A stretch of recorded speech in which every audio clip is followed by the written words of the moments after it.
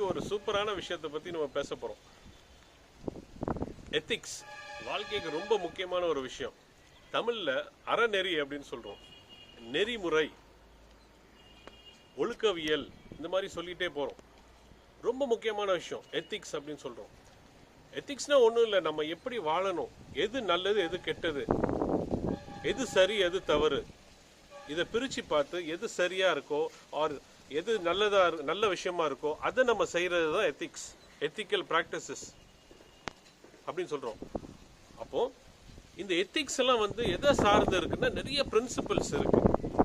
நம்ம சொல்கிறோம் honesty, integrity, trustworthiness, truth, courage, confidence, empathy, சொல்லிகிட்டே போகிறோம் இல்லையா. இந்த பிரின்சிபல்ஸ், இந்த மாரல் வேல்யூஸ், இந்த பிரின்சிபல்ஸ் அடங்கின விஷயம்தான் எத்திக்ஸ்.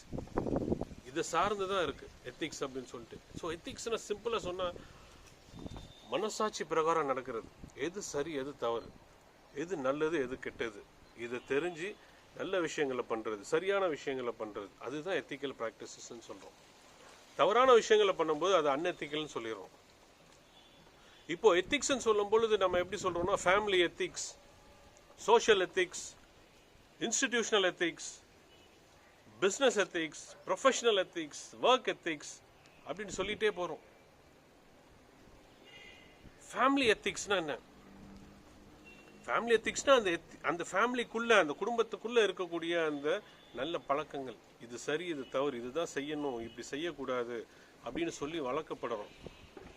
அதுதான் அந்த எத்திக்ஸ், அந்த வேல்யூஸ், அந்த மாரல்ஸ். இந்த ஒரு பைண்டிங்குள்ள நம்ம வளர்க்கப்படுறோம். ஒவ்வொரு ஃபேமிலிக்குன்னு பார்த்தீங்கன்னா அந்த எத்திக்ஸ் அப்படிங்கிறது இருக்குது. இந்த விஷயங்கள் எல்லாமே அந்த குடும்பத்தில் சொல்லித்தரப்படுது.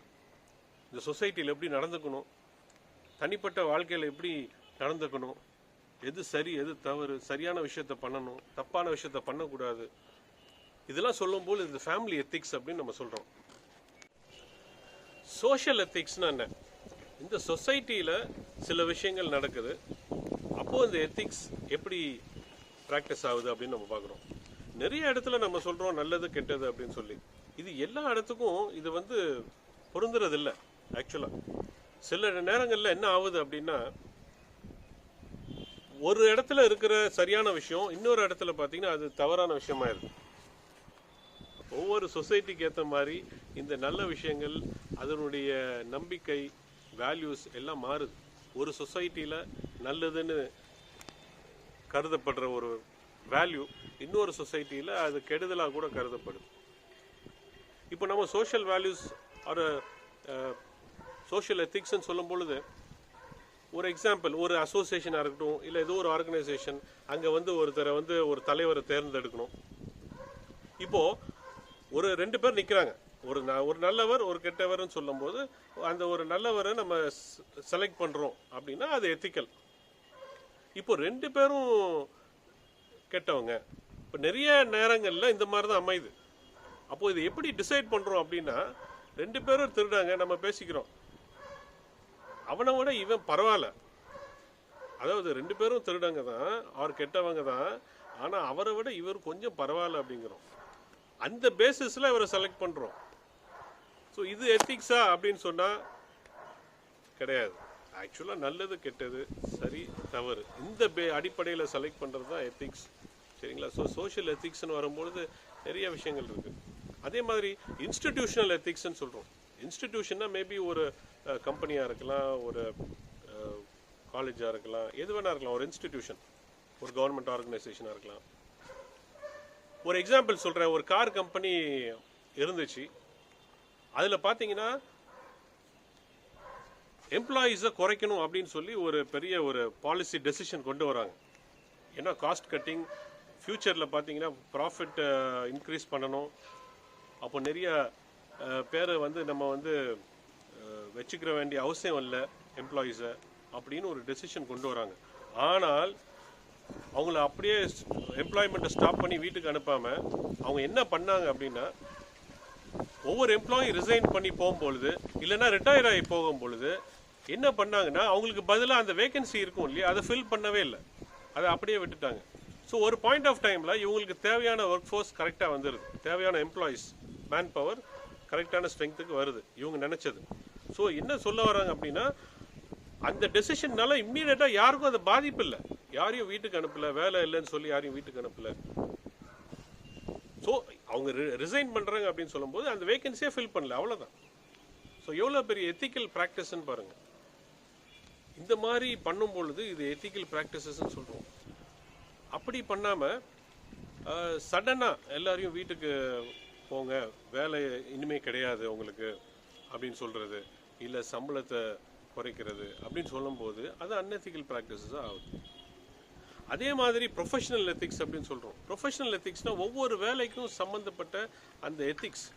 ஒரு டாக்டராக இருக்கலாம், இன்ஜினியராக இருக்கலாம், சார்ட்டர்ட் அக்கௌண்டன்ட், எந்த ப்ரொஃபஷனில் எடுத்துக்கோங்க, அந்த ப்ரொஃபஷனல் எத்திக்ஸ் அப்படின்னு சொல்லி அவங்களுக்கு இதை பண்ணணும், இதை பண்ணக்கூடாது, இது சரி, இது தவறு, இது நல்லது, இது கெட்டது, எல்லா ப்ரொஃபஷன்ஸ்லையும் அழகாக சொல்லியிருக்காங்க.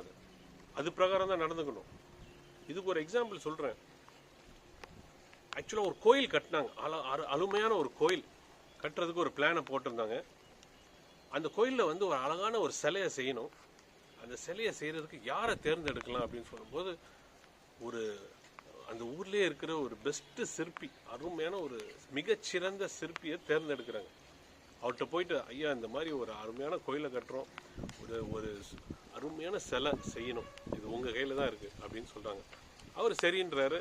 அது அழகாக செதுக்கிட்டு இருக்காரு. மாதக்கணக்கில் ஆகுது. அது செஞ்சு முடிச்சதுக்கப்புறம் அவர் வந்து சொல்கிறாரு, அவர் சொன்ன டேட்டில் தந்துறேன்னு சொன்ன டேட்டில் அவர் வந்து எல்லாரையும் மீட் பண்ணி சொல்கிறாரு, நான் செஞ்சுட்டேன், ஆனால் வந்து இந்த சிலையை வந்து கோயிலில் வைக்க வேண்டாம், மேபி கோயிலுக்குள்ளே அந்த மெயினான இடத்துல வைக்க வேண்டாம், தனியாக வச்சுக்கோங்க, கொஞ்சம் டைம் கொடுங்க, நான் திரும்ப வேற ஒரு சிலையை செஞ்சு தரேன், இதே மாதிரி ஒரு அருமையான சிலையை செஞ்சு தரேன், அதை வைங்க அப்படின்றாங்க. அப்போ எல்லாரும் கேட்குறாங்க, ஐயா இது அருமையாக இருக்கே, சூப்பராக இருக்கே, என்ன பிரச்சனை இந்த சிலையில் அப்படின்னு கேட்குறாங்க. நல்லா தானே இருக்குது, ரொம்ப அருமையாக இருக்குது அப்படின்னு. அருமையாக தான் இருக்குது, அது தூரத்தில் வச்சு பார்க்கும்போதும் சூப்பராக தான் இருக்குது, ஆனால் இதில் ஒரு பிழை இருக்குது. என்ன பிள்ளை இருக்கு, எல்லாமே நல்லா தானே இருக்கு அப்படின்றாங்க. இல்லை அதில் இருக்கு அப்படின்னு சொல்லி அவர் காட்டுறாரு, இந்த இடத்துல இது இன்னும் சரியா வரல அப்படின்னு சொல்லி. அப்போ எல்லாம் சொல்றாங்க, அது ஒண்ணுமே தெரியலையே, அது தூரத்துல இருந்தா பார்க்க போறோம், ஒண்ணுமே தெரியலையே, ரொம்ப அருமையா இருக்கே அப்படின்றாங்க. அப்போ அவர் சொல்றாரு, யாருக்கும் தெரியாது, ஆனா எனக்கு தெரியும் அது சரியில்லைன்னு சொல்லிட்டு, அதனால தயவு செய்து எனக்கு கொஞ்சம் டைம் கொடுங்க, நான் வேற சிலை செய்யறேன் அப்படின்றாரு. இதுதான் எத்திக்ஸ், அந்த ப்ரொஃபஷனல் எத்திக்ஸ். சரிங்களா? அதே மாதிரி பிஸ்னஸ் எத்திக்ஸ்ன்னு நம்ம சொல்றோம். பிஸ்னஸ் எத்திக்ஸ்னா என்ன? ஒரு பிஸ்னஸ் ஆர்கனைசேஷன் இருக்கு, ஒரு கம்பெனி இருக்கு, ஒரு ப்ராடக்டை தயாரிக்கிறாங்க, அந்த ப்ராடக்ட் வந்து சில பாதிப்புகளை ஏற்படுத்தும், ஹெல்த் வைஸ் பாதிப்புகளை ஏற்படுத்தும் தெரிஞ்சு அதை வித்தாங்கன்னு சொன்னா அது அன்எத்திக்கல். அந்த மாதிரி ஒரு ப்ரொடக்ஷன்ல இறங்காம இந்த ஒரு ப்ராடக்டே வேண்டாம், இல்லை பரவாயில்ல இவ்வளோ இன்வெஸ்ட் பண்ணோம், இவ்வளோ லாஸ் ஆனாலும் பரவாயில்லன்னு சொல்லி நம்ம அதை ஓகே அந்த ப்ராடக்ட்டை வேணான்னு சொல்லி முடிச்சிடலாம் அப்படின்னு சொன்னா அது எத்திக்கல் ப்ராக்டிசஸ். நிறைய கம்பெனிஸ் நம்ம பார்த்துருப்போம், சில ப்ராடக்ட்ஸ் எல்லாம் மார்க்கெட் பண்ணிட்டு அதுக்கப்புறம் திருப்பி வாங்கியிருப்பாங்க, இது செல் பண்ண வேண்டாம் எல்லாரும் திரும்ப கொடுத்துருங்கன்னு சொல்லி. அதுதான் எத்திக்ஸ். அவங்களுக்கே தெரியும் அது சரியில்லை, அந்த குவாலிட்டி வைஸ் சரியில்லைன்னு சொல்லி அவங்களுக்கு தான் தெரியும், தெரிஞ்சு அதை பண்ணும்போது எத்திக்கல் ஆயிரும். அதை மீறி இல்லை பரவாயில்ல நமக்கு என்ன பிரச்சனை, கஸ்டமர் பாதிக்கப்பட்டா நமக்கு என்ன பிரச்சனைன்னு சொல்லி அதை கொடுத்துட்டாங்கன்னு சொன்னா அது அன்எத்திக்கல். அதே மாதிரி ஒர்க் எத்திக்ஸ்.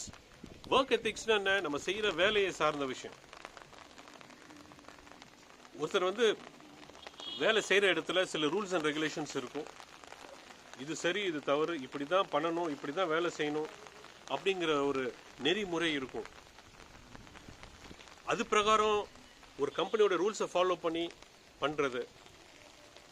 அது போக இப்போ ஒரு ப்ரொமோஷன் வரப்போகுது, 2 பேருக்கு வாய்ப்பு இருக்கு, இவர் வந்து எப்படியாவது வந்துடணும்னு நினைக்கிறாரு, அப்புறம் இன்னொருத்தரை பத்தி தப்பா சொல்லி சொல்லி சொல்லி அவர் மேல ஒரு தப்பான இம்ப்ரெஷனை கிரியேட் பண்ணி இவர் ப்ரொமோஷன் வாங்குறாரு, இது அன்எத்திக்கல். இதெல்லாம் ஒர்க் எத்திக்ஸ் ரிலேட்டட் இஷ்யூஸாக வரும். இதே மாதிரி ஒரு கஸ்டமருக்கு ஒரு ப்ராடக்டை போய் விற்கிறாரு, அந்த கஸ்டமருக்கு இந்த ப்ராடக்ட் தேவைப்படாது, அவருடைய தேவை வேற, இந்த ப்ராடக்டுடைய பெனிஃபிட்ஸ் வேறையா இருக்கு அப்படின்னு இவருக்கு தெரியுது. அப்போ அந்த கஸ்டமருக்கு சொல்றாரு, இந்த ப்ராடக்ட் உங்களுக்கு தேவையில்லை, நான் வேற ப்ராடக்ட் தரேன்னு சொல்லி கொடுக்குறாரு.